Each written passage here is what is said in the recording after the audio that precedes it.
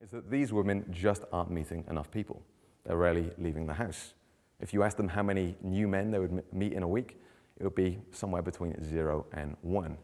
And I put to you that the real issue here isn't how to find a mentor, because you probably have people in your life already who could be a prospective mentor. You just haven't seen that they're within your reach. Being here today, Matthew will joke that to women, if I could put you in a room full of men who would be perfect for you, you wouldn't necessarily know how to go over and make anything happen. For you guys here today, this may well be that very room of prospective mentors. You right now don't necessarily know how to go over and how to have an incredible impact with someone. That's really what we're going to be getting into with these steps. The 3 things that you should be looking for in a mentor, the 3 things that you should really be kind of qualifying and screening for when going and seeking someone out to have a successful mentorship. Firstly, that they make money. Money is the fuel of any company. Peter Drucker said, business is innovation and marketing. The idea of entrepreneurship really is you can have an incredible product or service, but you also have to be able to sell and market that thing effectively. You need to find someone who is doing both. Of course, if you find someone who's really good at sales and marketing, but they have a terrible product, that will probably rot your soul and you won't wake up very happy in the morning. So find someone who's doing both. The second is that they are ambitious. They're ambitious and they're wanting to continue to grow in what they're doing. If you find someone who is lazy and stagnant, it's not going to go very far. You're going to be having to convince them for every big project that you want to take on, and it's quickly going to wear you out. A mentorship is a bit like a game of tennis. To have an incredible rally, you both need to be really committed to the point and going all out. And the third is that there is in-person potential. There is potential to go and work with this person in person. That is where you really soak up everything that you can learn. That's where the osmosis really kicks in. Now, this isn't an essential step, as there's a hell of a lot that you can learn remotely with someone. I'm now in the position with Matthew where he's based over out in Los Angeles, I'm over in the UK, and we're not working together every day. And some great freedoms come with that. You control your time, you're working from home, you can wake up in your underpants. However, I have built a 3 or 4 year foundation of work ethic and discipline which has allowed me to actually do well in that environment. If I was starting at 17 trying to work remotely with someone, I very much doubt that I would have had the discipline and the resolve to do so effectively. A topic I'd now briefly like to mention here is the idea of passion when it comes to work. There's a question that a lot of young people seem to be asking is, should I go after something that I'm passionate about, or should I go after something that I can make a lot of money doing? I'm going to stand here and argue that when you begin, you will likely have neither. You will likely not have something you're passionate about, and you will likely not be making very much money. However, there is a silver lining. As if you're strategic in how you go about approaching your career, and you're willing to work very hard, you can have both. Now, I consider that there are 3 types of people who get this wrong. We have the cynic, the idealist, and the dabbler. The cynic, the idealist, and the dabbler. The cynic is someone to whom the idea of passion at work is a fairy tale.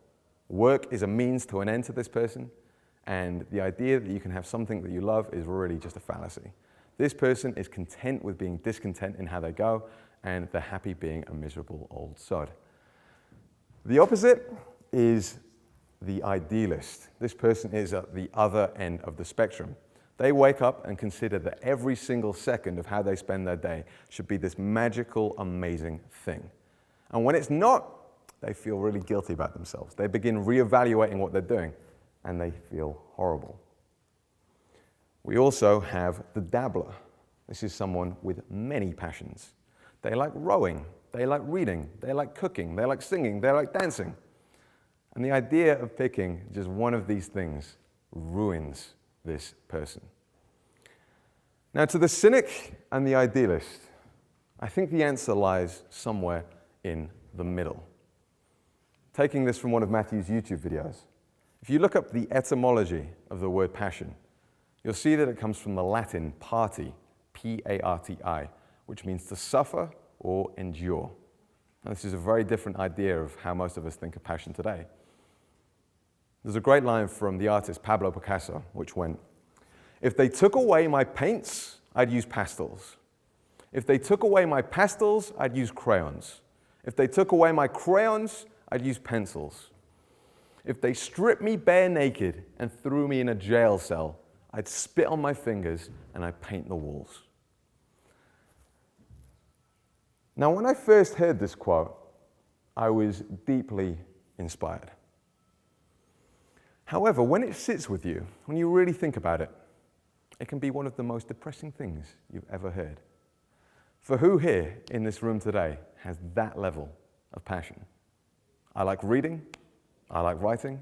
However, the idea of me going on and writing the next Pulitzer Prize-winning novel with my drool is a highly unlikely concept. I think that we need to see passion as something of an oak tree. Picasso is an oak tree. After a lifetime of growing, he has these solid, immovable, unshakable roots. But passion really starts as this tiny little seed, starts as a tiny little acorn. And the acorn with which it begins is curiosity. What am I curious about?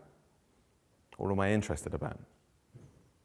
And this will reveal itself to you in the smallest of ways if you're sitting here thinking, well, I'm not really curious about anything. I was walking along a high street once with my brother, whereupon we came across a bookshop next to a record shop. I wanted to go into the bookshop, and he wanted to go into the record shop. And in that moment, it hit me that perhaps my love of reading and my love of writing is something that not everyone shares. For I had no real interest in the records, and he had no real interest in the books. So why not walk along a high street and see what kind of shops pull you in? When you're reading the paper, what kind of headlines attract your attention? The distinction to make with this is that there has to be a creative element. I didn't just want to consume books. My brother didn't just want to consume records. I wanted to write, and he wanted to become a DJ. Now, to the dabbler, the person who fancies themselves as a modern-day Renaissance man, again, this is possible.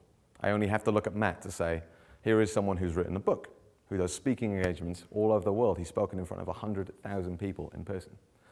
He's a presenter on TV. He has a radio show. He does all of these different things. However, the way to get this is to get really good at just one thing. It's to get a level of altitude and credibility in just one area. And the reason for this is gatekeepers in industries. Whether it's books, we have book publishers. Whether it's radio, we have radio producers. The way to get a shot in different industries is to prove that you're serious in one area. Now, you can read a book like Choose Yourself by James Altucher, which is a phenomenal book, one I'd highly recommend checking out, which is really designed to choose yourself and to get away from gatekeepers. However, the principle here is really the same. For with that, you have to develop such a rabid and just devout following that you have people who will follow you anywhere. If you take Sasha, he's someone who has this incredible personality, this incredible persona. He's built that through being a really fantastic dating coach. He's now branching out and beginning to write a spirituality blog. And he has such a loyal fan base that people are going over and beginning to pay attention to this. So you have to get altitude with one thing.